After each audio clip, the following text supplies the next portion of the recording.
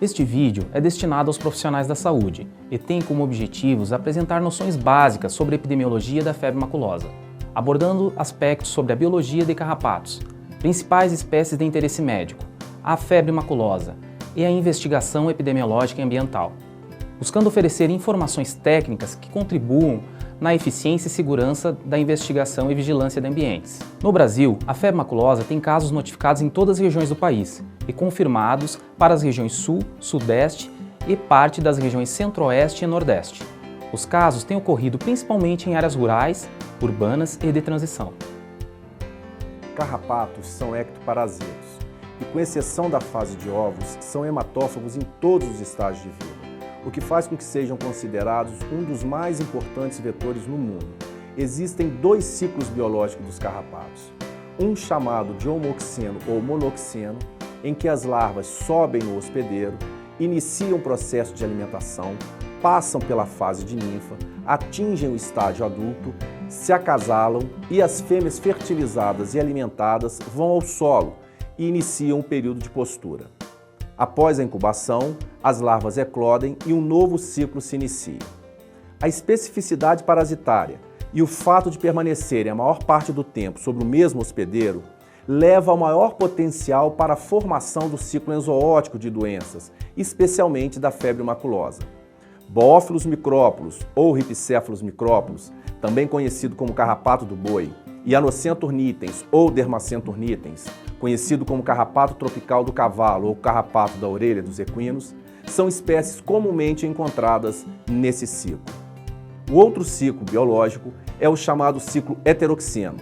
Neste ciclo, as larvas livres no ambiente sobem no hospedeiro, se alimentam, descem, passam para a ninfa, sobem novamente no hospedeiro, se alimentam, descem, passam para adultos e, na maioria das vezes, machos e fêmeas buscam um novo hospedeiro, onde se alimentam e acasalam. As fêmeas engurgitadas vão ao solo, fazem postura, as larvas eclodem e um novo ciclo se inicia.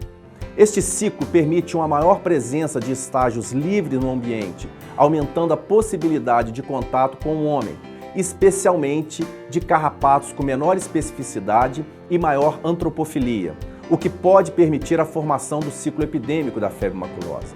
Rhipcephalus sanguíneos e espécies do gênero Amblyomma estão, no Brasil, particularmente envolvidas neste ciclo. As espécies de carrapatos de interesse médico variam de acordo com o bioagente veiculado. No caso da febre maculosa, algumas espécies já foram assinaladas como importantes para a transmissão de riquétias. Assim, por exemplo, Amblyomma cagenense, hoje considerado um complexo de espécie, é parasito de diferentes hospedeiros. Está amplamente distribuído em ambiente antropizado e é apontado como o principal vetor de riquétias na região sudeste do país, a área com maior número de casos e a grande maioria dos óbitos. Entretanto, outras espécies podem estar envolvidas na transmissão para o homem. É o caso, por exemplo, de Amblyomma aureolatum, espécie comum em canídeos em áreas com boa umidade, temperatura elevada e ambiente mais preservado, como matas e regiões de bordas de matas. Em outras regiões, como parte da região sul e nordeste, Amblyomma ovale, espécie comum em canídeos na fase adulta e em pequenos mamíferos nas fases imaturas, é potencialmente vetor da febre maculosa, evidenciando uma grande diversidade de carrapatos no ciclo da febre maculosa no Brasil.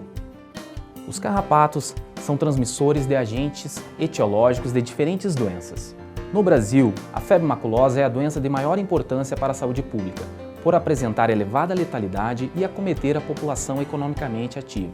Por esse motivo, é doença de notificação compulsória imediata ao Sistema Único de Saúde, sendo de responsabilidade dos profissionais da saúde a notificação e investigação de casos suspeitos e ou confirmados da doença. A febre maculosa é causada por bactérias intracelulares gram-negativas, do gênero Rickettsia. Na região sudeste do Brasil, a espécie relacionada à grande maioria dos casos é a Rickettsia rickettsii, que causa casos graves de rápida evolução, promovendo os elevados coeficientes de letalidade da doença. Rickettsia parkeri é outra espécie também conhecida por seu potencial patogênico e no Brasil tem sido relacionada a casos humanos, bem como verificada a sua presença em vetores em ciclos enzoóticos ou em locais com ocorrência de casos. Rickettsia felis, também considerada patogênica, embora com sua ampla distribuição no país, ainda não há associação com casos humanos da febre maculosa. Buscando promover a vigilância epidemiológica da febre maculosa, o Ministério da Saúde estabelece uma rede de vigilância que compreende os laboratórios centrais de saúde pública, os laboratórios regionais e o Laboratório de Referência Nacional. Ambos estão aptos a realizar o diagnóstico humano e auxiliar no processo de investigação de casos e de ambientes de infecção da doença, buscando assim promover práticas de intervenção que permitam a redução da letalidade, bem como desencadear medidas de prevenção e controle da febre maculosa. O processo de investigação de ambiente em um foco deve permitir a elucidação de 3 pontos importantes. O primeiro é a detecção de espécies de vetores de rickétsias patogênicas para o humano, isso é, os responsáveis pelo estabelecimento do ciclo epidêmico. O segundo ponto importante é detectar as espécies de vetores de rickétsias para animais, ou seja, aqueles vetores que fazem o ciclo zoótico. É igualmente importante detectarmos os hospedeiros dos vetores, cujo deslocamento possam contribuir para a disseminação dos artrópodes e estabelecimento de novos focos de circulação do agente.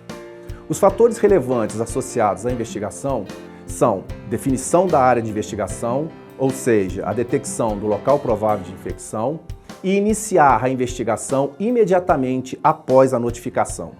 O processo de vigilância de ambiente deve permitir a elucidação dos seguintes pontos. Primeiro, flutuação sazonal das espécies de potenciais vetores envolvidos no ciclo zoótico e epidêmico. Detecção da taxa de infecção pelos patógenos nos potenciais vetores. Incidência e atividade do foco em vertebrados. Os fatores relevantes associados à vigilância estão relacionados principalmente à periodicidade das coletas, à ampliação da área de investigação e à implantação da vigilância em áreas sem casos confirmados, mas com indicadores epidemiológicos, como, por exemplo, áreas públicas onde se reúnam animais, carrapatos e humanos. Dessa forma, tanto na investigação de casos como na vigilância de ambiente, o método de obtenção de informação se dá através da coleta de vetores em hospedeiros e no ambiente, bem como na coleta de sangue nos hospedeiros. Todo o trabalho de investigação e vigilância de ambiente busca fazer a detecção de rickétsias patogênicas, portanto, expõe a equipe de campo ao risco de infecção. Por isso, é extremamente importante que seja utilizado o EPI. No caso da febre maculosa, o EPI é constituído basicamente de um macacão descartável, com punhos e tornozelos fechados, com o zíper fechando na frente. As botas devem ser de cano alto, com as meias calçadas por cima do macacão e as luvas também calçadas por cima do macacão. Para melhorar o nosso nível de segurança, nós podemos passar uma fita adesiva ou fita gomada na bota. Colocamos a fita normalmente, invertemos, deixando a face gomada para fora, damos algumas voltas e depois retornamos a fita para a posição normal, fazendo a vedação final. Caso o carrapato tente subir, ele vai acabar ficando aderido na fita. A fita é importante para mais duas coisas. A primeira é, se nós estivermos numa área com alta infestação e você tiver uma grande presença de larvas pelo corpo, você pode simplesmente retirar essas larvas utilizando a fita. Além disso, caso o macacão rasgue, você pode usar a fita também para fazer a vedação. Toda vestimenta de segurança deve ser de cor clara e sem bolso. Pessoas de cabelo comprido devem manter o cabelo preso. Em caso de vegetação alta, como essa, e vento, deve ser usado capuz, como o Divino está fazendo. Esse é um local que possivelmente tem carrapato, devido às folhas que estão no chão, devido à presença das capivaras nesse local. Os nossos companheiros Cícero e o Donadon vão instalar uma armadilha nesse local.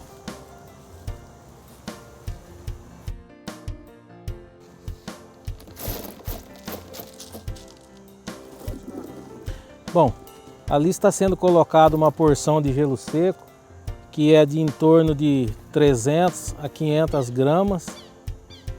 Vai ser colocado também o pano de franela de 1 metro por 1 metro, com a fita dupla face.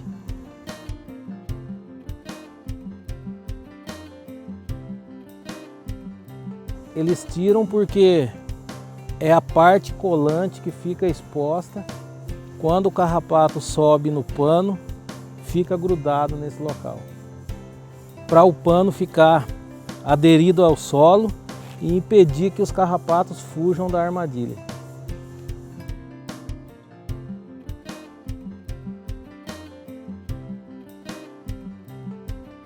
Desta forma, a armadilha já está pronta e instalada. Agora nós vamos aguardar um período que é de em torno entre 1 e 2 horas. Já podemos observar que o local, quando tem grande infestação de carrapatos, só no colocar o gelo seco, os carrapatos já começam a ficar agitados e colocando o pano de armadilha já começam a subir no pano. Os carrapatos se movimentam em cima do pano porque, como o gelo seco está por baixo e o gelo está expirando, então para os carrapatos é um simulado, então eles estão procurando alguma coisa como se fosse um ser vivo. Depois que nós instalamos as armadilhas, existe um período entre 1 e 2 horas para se retirar definitivamente, mas isso não é necessário que a gente fique esperando para capturar os carrapatos. Durante esse período nós fazemos uma movimentação em que a gente já vai coletando os carrapatos, colocando no frasco para impedir até que alguns fujam. Vão ser contados no laboratório, identificado as espécies, identificar se existe bactéria presente nos carrapatos. Agora nós vamos recolher a armadilha. Cícero e Dona Dom vão estar mostrando como que é a técnica de recolhimento.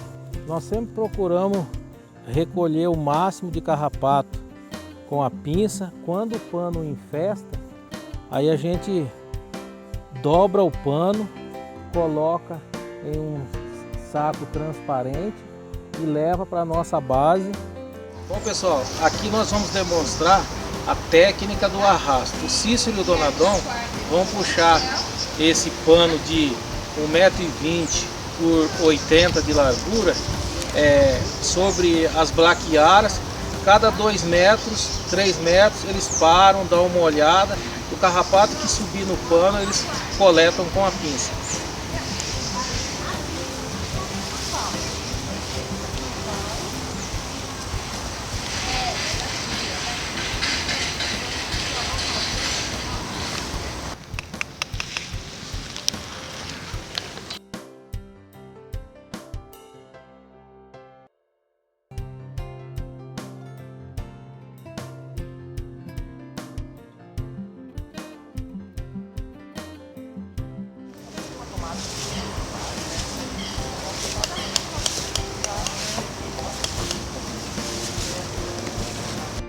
Para atendimento do programa de febre maculosa aqui no Distrito Federal, quando o cão chega no centro de controle de zoonose, a gente faz a contenção mecânica do animal, no caso o cão, e a gente conduz ele então à mesa de procedimento para a catação de carrapato.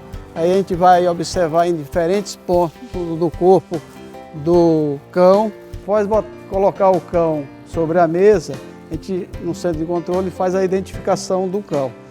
Então o cão tem o nome de fubá, é um cão adulto de cor preta, né, pelagem preta, vindo da região da Fercal. Em seguida, então, a gente vai fazer a catação do carrapato. Começamos, então, pelas regiões onde os carrapatos normalmente gostam de ficar, né? Então, o conduto auditivo, aparentemente não tem. Em seguida, vamos para os dígitos, né? Aqui nós encontramos um carrapato adulto. Para tirar, a gente tem que pinçar firmemente o hipostômago. A gente faz um giro de 90 graus, retirando o carrapato, coloca no álcool isopropílico, identificado. Então a gente vai fazer o garroteamento da pata direita, fazer a asepsia. um álcool a 70, né? Em seguida, vamos usar uma seringa estéril, né? E coletar o sangue. Sempre com o bisel para cima, né? Uma furadinha, fubá. Então a gente coleta 3 ml a 5 de sangue.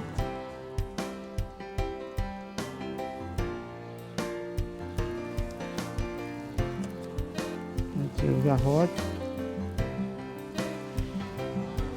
Todo cão que chega ao centro de controle de zoonose, ele recebe um número de identificação. E esse número de identificação, ele vai para o número de amostra, e esse número de amostras contempla a ficha que nós encaminhamos ao laboratório de referência. Encaminhamos essa ficha e todos os ecoparasitas, carrapato e pulga, em tubos com álcool isopropílico e o sangue que nós coletamos também. Então são todos acondicionados e identificados. Hoje o Estado de São Paulo vem buscando desenvolver um programa de vigilância sorológica para a febre maculosa nos animais e hoje aqui nós vamos fazer uma coleta de sorologia em capivaras, tá? Aqui, como vocês podem ver, nós temos um brete que a gente chama de brete móvel, tá? Por que brete móvel? Porque a gente remove esse brete e leva para outras áreas, tá? E ele é formado por peças, tá? Então, nesse brete, normalmente a ceva é feita ou com capim napier, cana-de-açúcar, e aqui a banana. Para anestesiar as capivaras, a gente usa o dardo anestésico com xilazina e a ketamina, tá? Então nós vamos primeiramente anestesiar.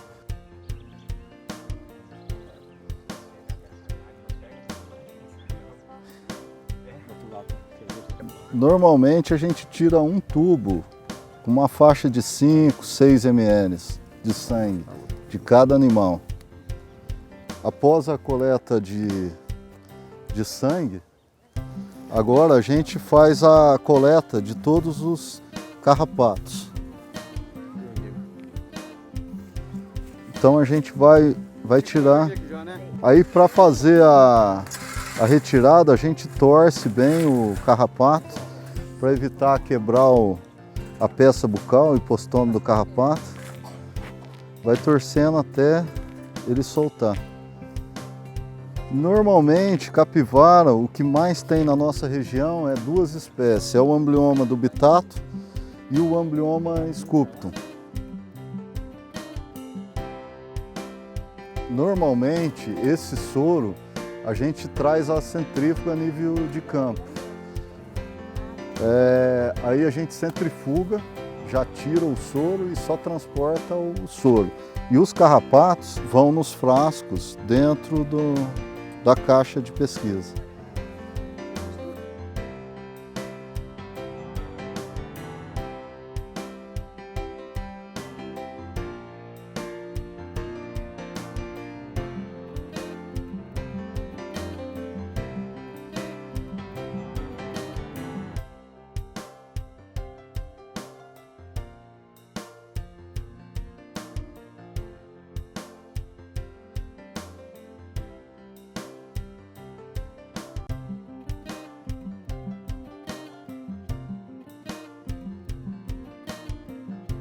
Vamos conhecer agora o laboratório onde identificamos os principais vetores de febre maculosa. Como estamos presentes no ambiente laboratorial, é muito importante que a gente utilize um equipamento de proteção individual, neste caso, um jaleco e luvas calçadas até cobrirem as mangas. Aqui vocês podem observar que as bancadas são essenciais para acomodarem tanto os microscópios quanto as lupas. Para a identificação dos carrapatos, é muito importante utilizar uma placa de Petri com álcool isopropílico, para que seja preservado o material genético para futuros estudos moleculares. Aqui estão representados os estágios evolutivos dos carrapatos: macho e fêmea, ninfa e larva. A eficiência para o controle da febre maculosa é baseada na identidade das espécies de vetores que fazem um ciclo enzooótico epidêmico, assim como na identificação do nicho de maior concentração desses vetores. O controle no ambiente deve ser feito seguindo a legislação vigente, especialmente para a utilização de produtos químicos. De forma geral, a utilização do arrasto, armadilha de CO2 ou de carbonato de cálcio, bem como a aspiração e limpeza do ambiente, são suficientes para esse fim. No hospedeiro, o controle deve seguir sempre a orientação profissional. Entretanto, a catação e a escovação, bem como a utilização de produtos químicos, também podem ser utilizadas.